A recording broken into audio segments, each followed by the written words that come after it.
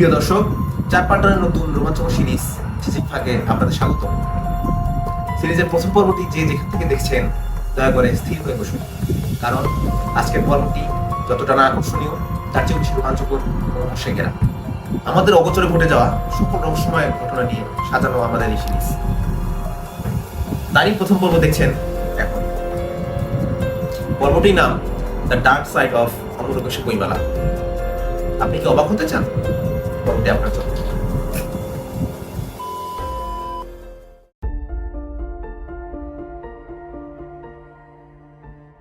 প্রিয় দর্শক,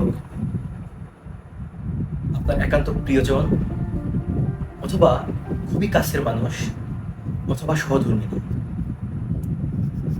কষ্টে একটি বই প্রকাশ করেছেন বইমেলায়। এখন আপনার কি করা উচিত?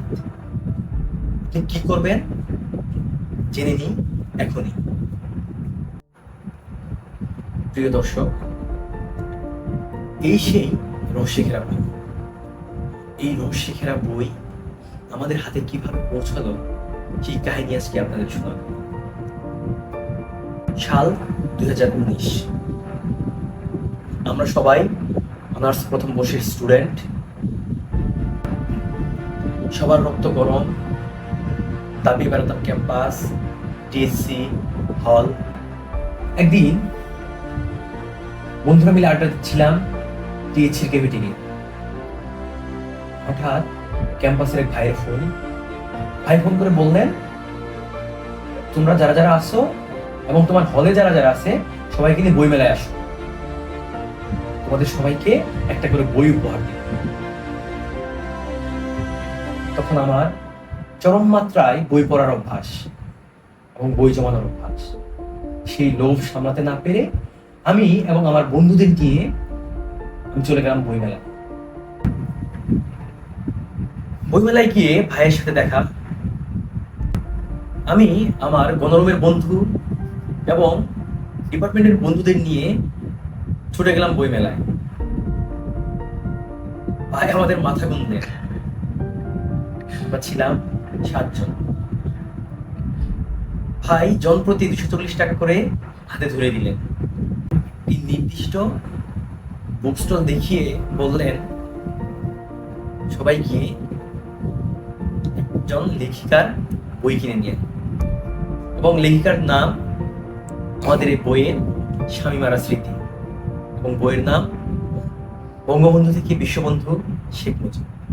বইটির মূল্য তখন ছিল 220 টাকা। আমাদের সেই বেঁচে যাওয়া 20 টাকা আমাদের কফি খাওয়ার জন্য। এইভাবে যে তোমরা সবাই একসাথে যেও না, তোমরা 1 জন 2 জন অথবা 3 জন গ্রুপ করে যাও, গিয়ে বইটা নাও, নিয়ে একটু পড়বা, পড়ে তারপর তুমি বইটা কিনবা। কেউ যেন বুঝতে না পারে তোমাদের আমি টাকাটা দিয়েছি। এবং বই কেনার পর তোমরা লেখিকার কাছ থেকে একটা অটোগ্রাফ, সম্ভব হলে একটা সেলফি উঠে আসবা। কি বললাম যে, ভাই বই তো দিলেন কিন্তু কাহিনী তো বুঝলাম না। ভাই আমাকে বললেন, এই যে লেখিকা, এনার একজন শুভাকাঙ্ক্ষী আছেন, যিনি লেখিকাকে খুশি করার জন্য নিজ অর্থায়নে যাতে বইটির সেল অনেক বেশি দেখানো যায়। আপনারা জানলে অবাক হবেন, শুধু এই শামীমার স্মৃতি না, এরকম অনেক অনেক লেখকের বই আমাদের বইমেলায়,